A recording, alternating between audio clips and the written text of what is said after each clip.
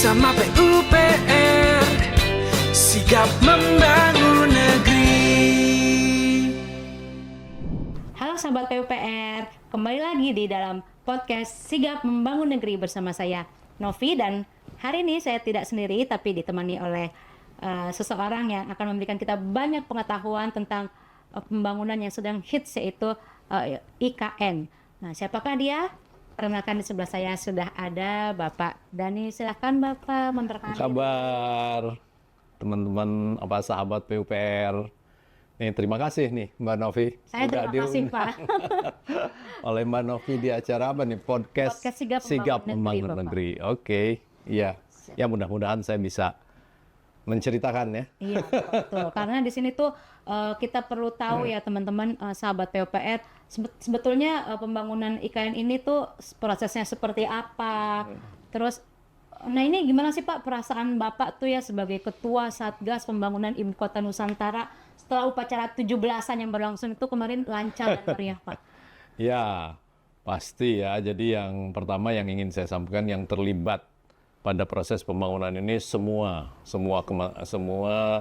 dari Direktorat Jenderal Sumber Daya Air, Bina Marga, Cipta Karya, Perumahan, ya, kemudian juga dari Bina Konstruksi, Sekretariat Jenderal. Jadi ini sebetulnya adalah merupakan pekerjaan tim, ya. Tugas Satgas adalah melakukan koordinasi dan pengendalian pembangunan tersebut. Nah, tentu saja pada suatu saat kemarin upacara 17-an, ya, di mana bukan hanya Kementerian PU, tapi misalnya Kementerian Sekretariat Negara, Setpres itu, kemudian instansi yang lain, itu bekerja sama untuk melaksanakan upacara tersebut, dan setelah berhasil semuanya lega, ya, lega dan bersyukur. Ya, bahwa terharu untuk pertama kalinya loh, ini kan momentum bersejarah di Ibu Kota Nusantara kan, selalu kalau yang pertama itu kan sejarah ya.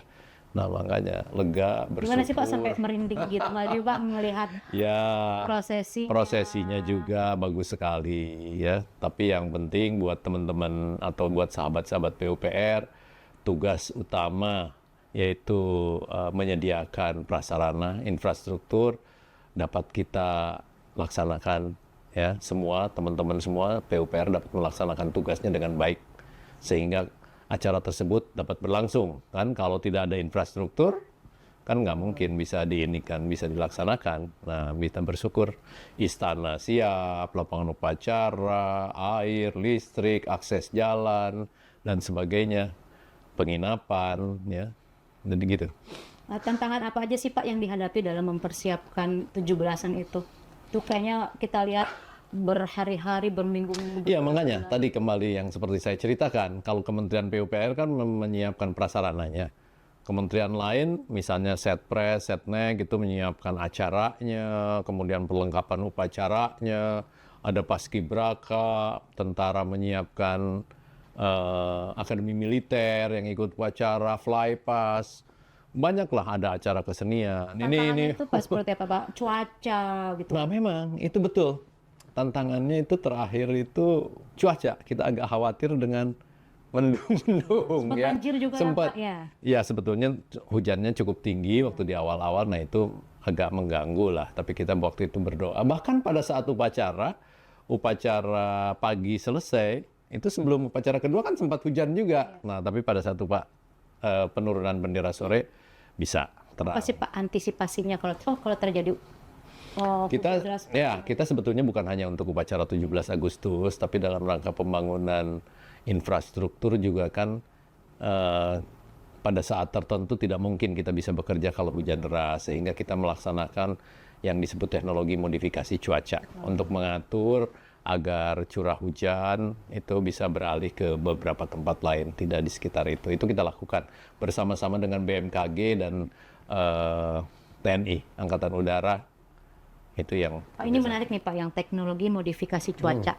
Kalau kemarin kan pasti sahabat banyak nih yang nontonnya pawang hujan seperti apa. Nah, coba Bapak minta tolong dijelaskan nanti supaya sahabat-sahabat PUPR tercerahkan, termasuk saya juga.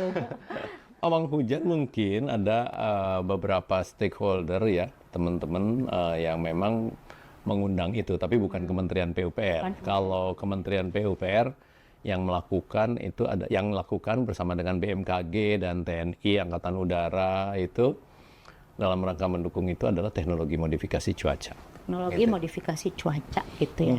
Pak, kalau boleh tahu nih, kalau langkah selanjutnya dalam jangka pendek terhadap pembangunan IKN ini apa ya Pak? Kita ini kan sekarang baru berada di tahap 1 dari pembangunan IKN yang jangka panjang. Pembangunan IKN ini Mbak Novi itu sampai dengan 2045. Iya, jadi 20 tahun lebih ke depan. Nah, kita baru 2 tahun pertama, 2024. Nah, itu amanatnya adalah menyelesaikan infrastruktur dasar, jalan, bendungan, kantor, hunian, dan sebagainya, yang untuk semua mulai bergerak begitu ya ke arah industri dan lain-lain. Nah, ini yang jadi tahapan pembangunan selanjutnya menyelesaikan yang ini. Sebagai contoh misal, kalau istana relatif sudah selesai ya, kantor presiden. Tapi misalnya hunian untuk apartemen ASN, kan kita punya target 47. Sekarang baru sekitar 12. Nah, tapi bulan September, Oktober ini sekitar 21.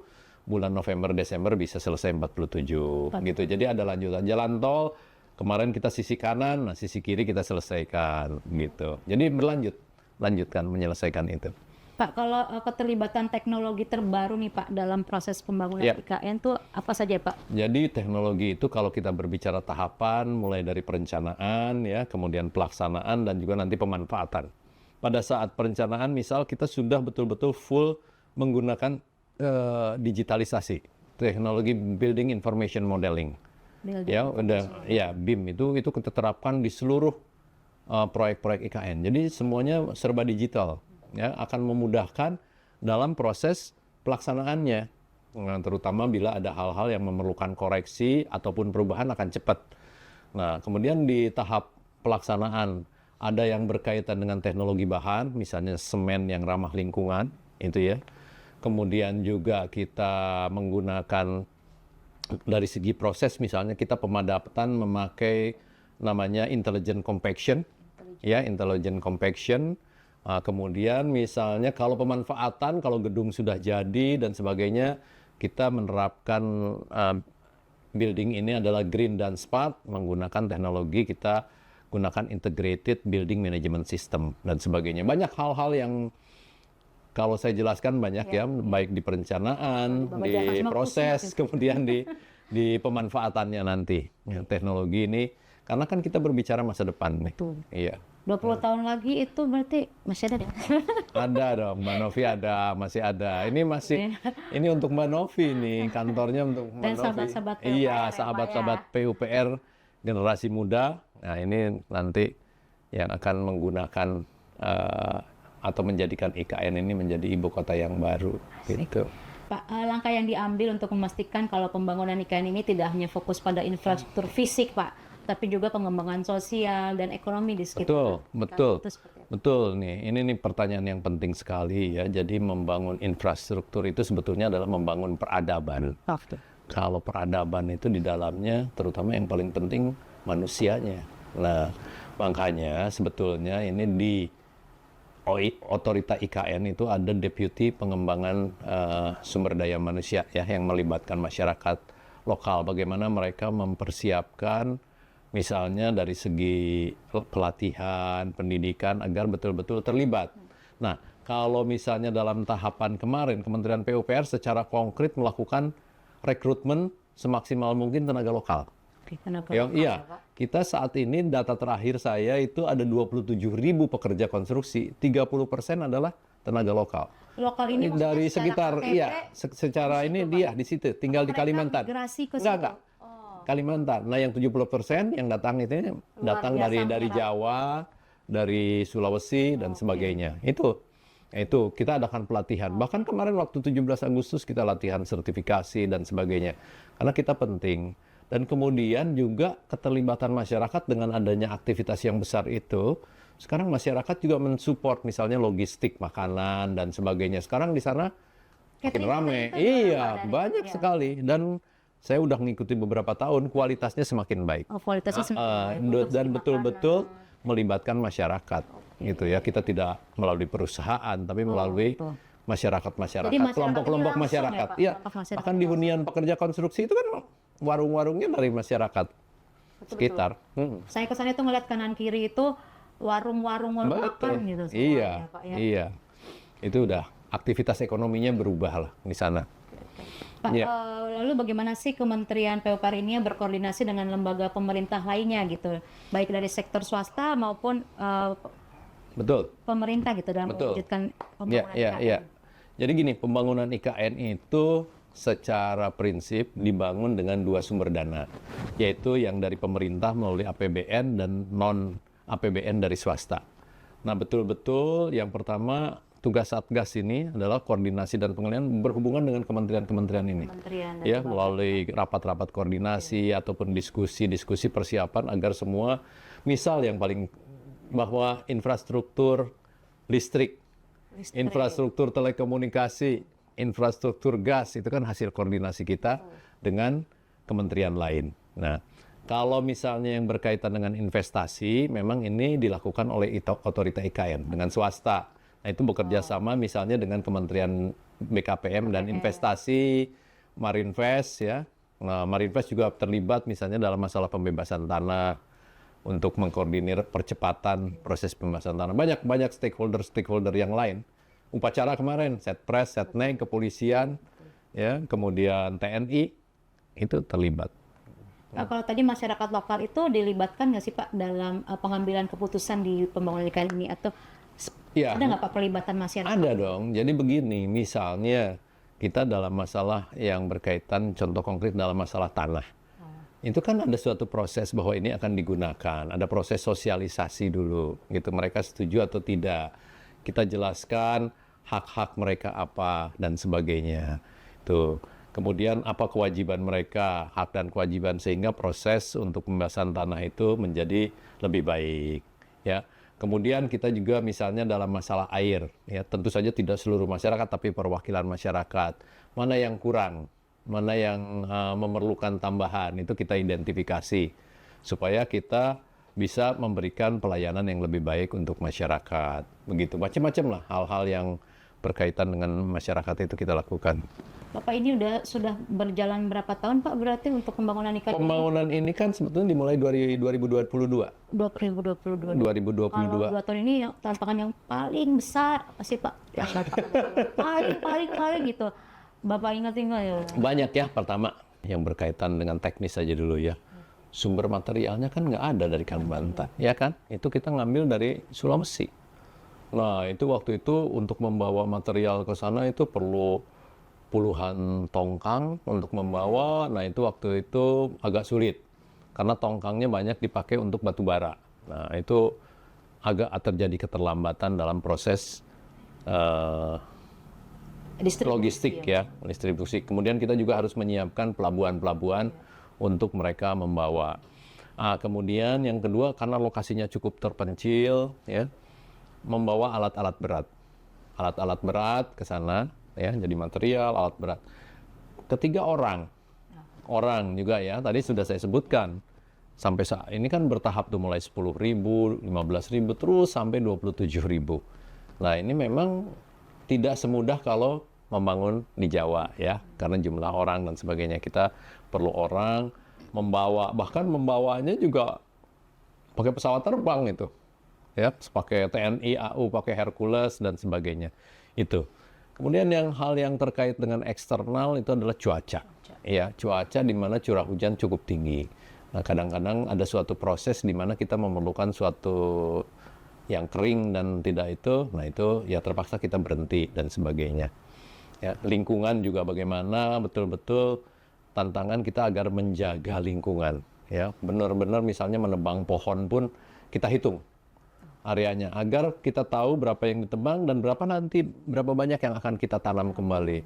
Gitu, hal-hal seperti itu jangan sampai kita mengotori misalnya ke arah laut ya, pembangunan jalan tol, kita bikin bendungan-bendungan. Banyaklah tantangan-tantangan itu.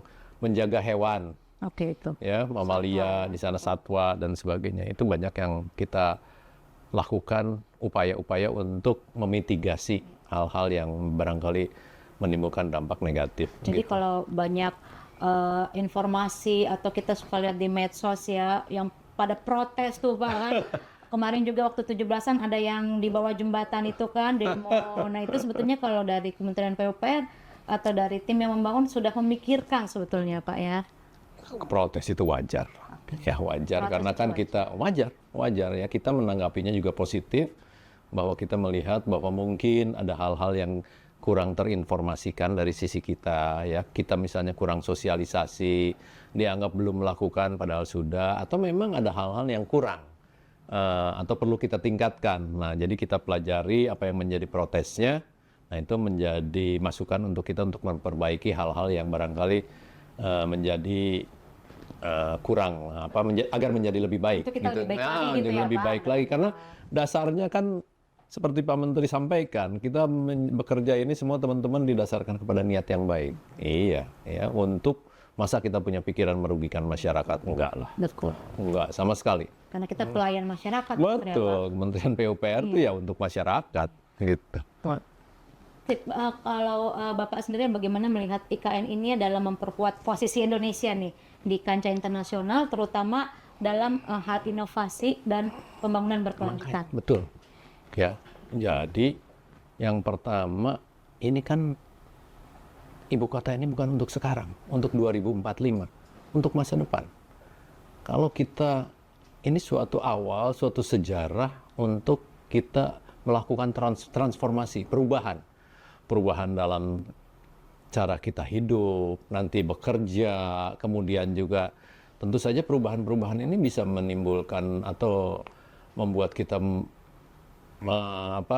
membuat inovasi, ya teknologi yang baru untuk lebih kompetitif di depan di masa yang akan datang. Sehingga dengan ibu kota negara yang baru ini menjadi suatu milestone, suatu awal kita untuk dapat bersaing bersama-sama di kancah global.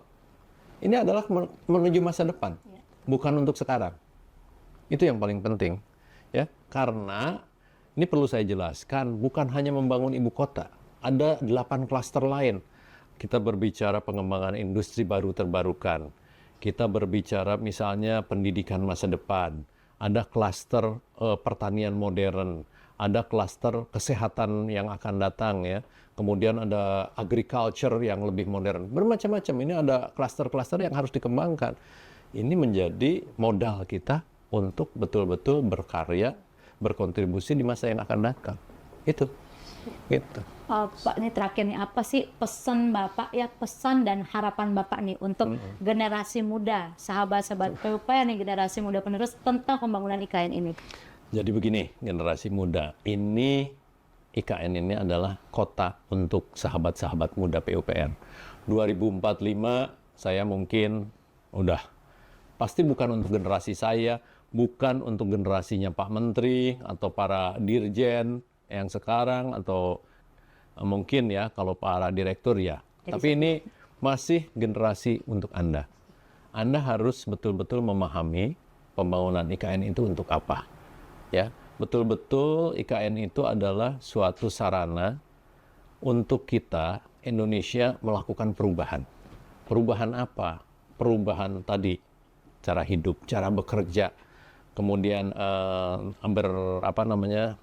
beraktivitas untuk mendapatkan sesuatu yang baru, inovasi untuk masa depan. Bayangkan kita berbicara misalnya gedung, kita berbicara green building, kita berbicara smart building, tapi ke depan kita tentunya sudah berbicara green forest city, kita berbicara smart city.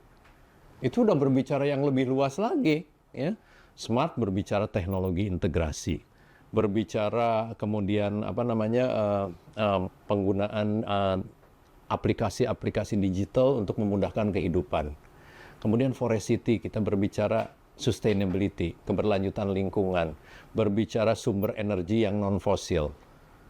Ya, banyak yang ke depan. Nah, ini yang Anda harus ikuti. Karena kalau Anda tidak ikuti masa depan, kita semua ketinggalan. Nah, itu. Maju. Ya, Nusantara baru, Indonesia maju. Amin.